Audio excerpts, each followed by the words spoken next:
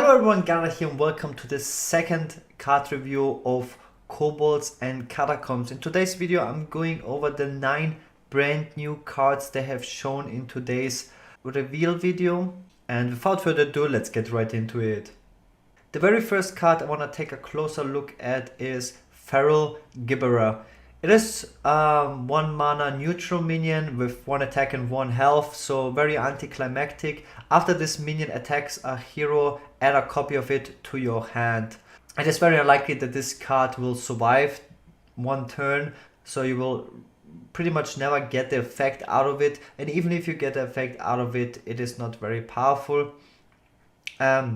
This card might be interesting in a quest rogue deck, because you get the same minion with the same name, pretty much the same card in your hand, and then you can complete the rogue quest faster. But other than that, I really don't see any use for this card, so just a filler card of the expansion.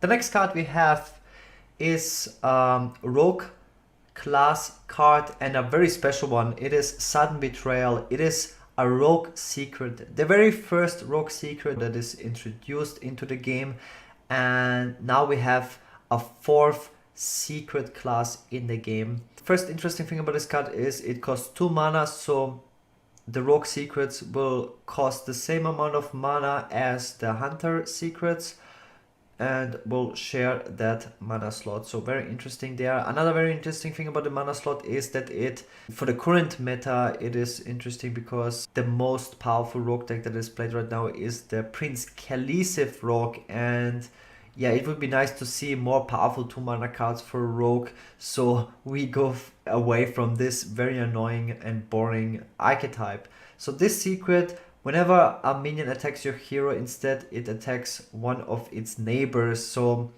if the opponent has 2 minions on the board and he attacks your face with one of them, then it will redirect its attack to its neighbor's minion. So there's a lot of cool stuff you can do with this card. Seems like quite a powerful secret, and I'm curious to see if rogue will get cards like the Archaeologist that helps you draw secrets from your deck. Yeah, cheap rogue spells have always seen play in rogue decks, and it is also very good because one way to counter rogue was through super aggressive decks that had a face damage plan, and if you can redirect minions instead of hitting your face, hitting other minions, it is very nice for just the rogue survivability. And you can play around this card by just, having 1 minion on the board and hitting face with it. So very cool card, and yeah, I'm excited about this card and what we can do with this. The next card we have is another rogue secret, the second secret of the set. When I watched the reveal of Kobolds and Catacombs, I think he mentioned that there will be 3 rogue secrets in this expansion, so this is the second one. It is Cheat Death. When a friendly minion dies, return it to your hand and it costs 2 less. So pretty much a combination of Getaway, Kodo and Shadow Step. It seems like a very, very powerful secret, especially when you can, force your opponent to remove a specific minion, let's say a Wildspine Slayer, and then you get a cheaper version of Wildspine Slayer in your hand, or like an Auctioneer, and then you get a cheaper version of Auctioneer, and we all know what this can cause.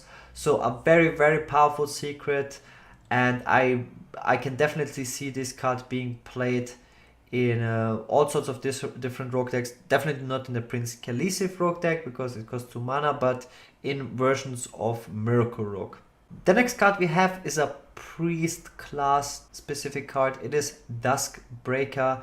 It is a dragon for 4 mana with 3 attack, 3 health, and the battle cry effect: if you're holding a dragon, deal 3 damage to all other minions. Wow, super crazy powerful effect, like the Excavated Evo, which dealt 3 damage to everything for 5 mana. But with this card, you can do it faster, you can do it for 4 mana, and you get the 3/3 body. Super powerful card. You can discover this minion from Netherspite Historian, which is very powerful. You have like even a higher chance to discard this card.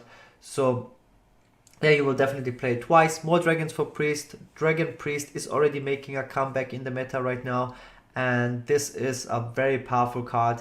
It's nice to see cards that support other archetypes than the Razakus priest, which is a very powerful deck right now, one of the strongest, if not the strongest deck in the game. So very powerful card, will definitely see play.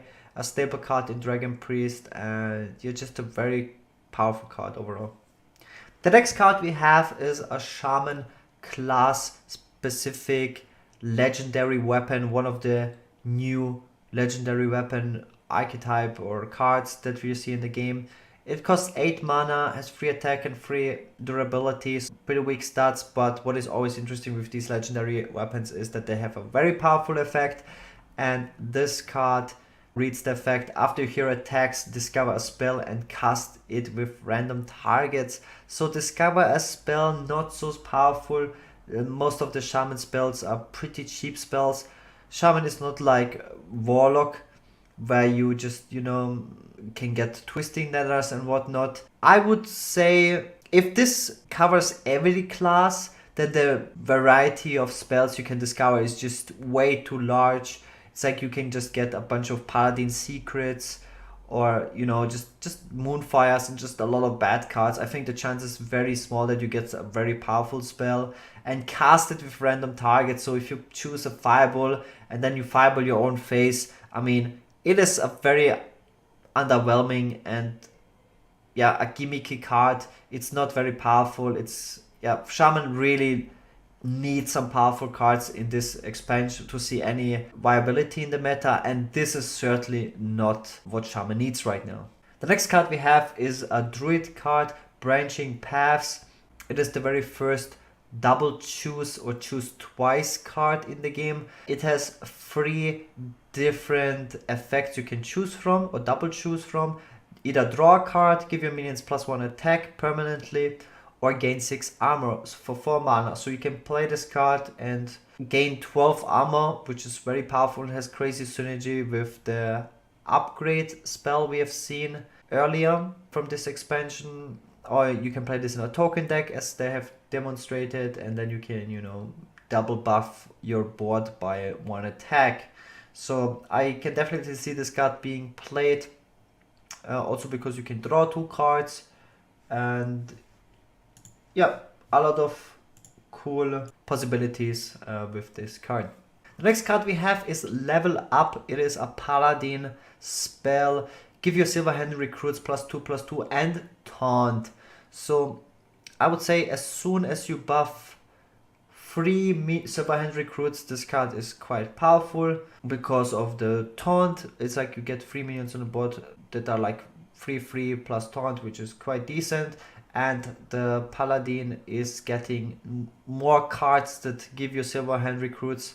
We have already cards in the game that give you Silver Hand recruits, and now we're getting more minions. We probably haven't seen all the cards that give Silver Hand recruits. Maybe we have seen all the cards that give you Silver Hand recruit, but there's like cards in the game that give you Silver Hand recruits. So quite interesting. Doesn't really have synergy with Uther, because Uther changes your hero power into Death Knights, but in some token deck you wanna play this for sure. It's not a horrible card. It's comparable to Quartermaster. Quartermaster was good, but was played in like a more mid-rangey Paladin deck. We don't have Master for Battle in Standard, so the other Paladin recruit cards as a standalone are not that powerful, but I can see this card being viable in some sort of Paladin deck. I can't quite imagine what kind of Paladin deck we want to play this in, like a more aggressive token hand buff Paladin, or more like a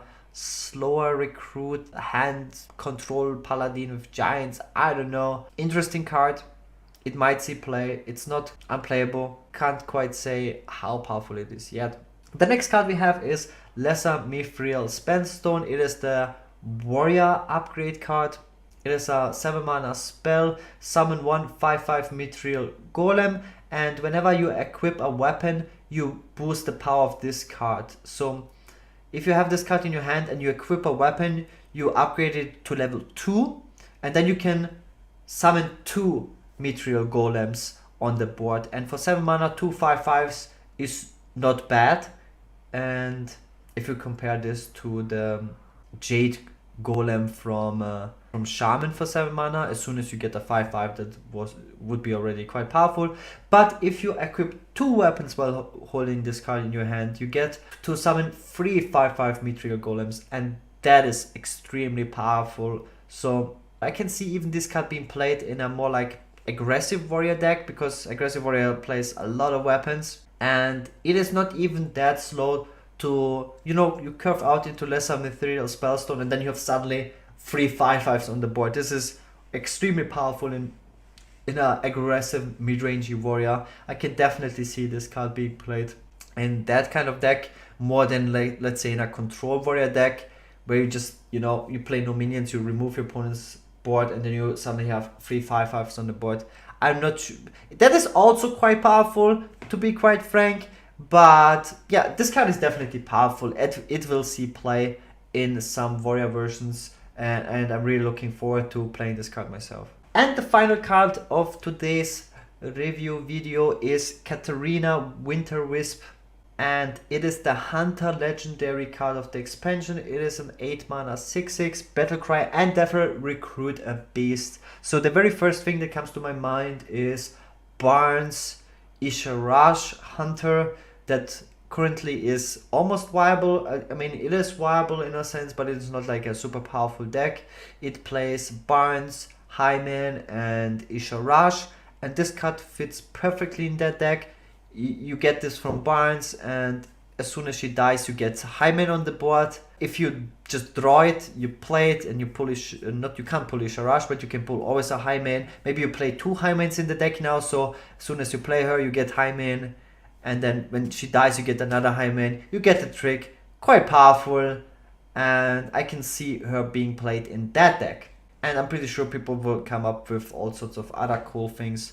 They've shown like a charging King Crush in the video, but I don't see this being an actual deck, so I think she will definitely see play in Barnes Hunter until the next year's rotation. And that's it for today's card review video. I hope you guys enjoyed it as always. Also make sure to check out my other videos. If you enjoyed this video, please leave me a like, comment and subscribe. Check out my daily streams, link to that is in the description. Thanks so much for watching once again. See you guys tomorrow. Have a nice day and peace out.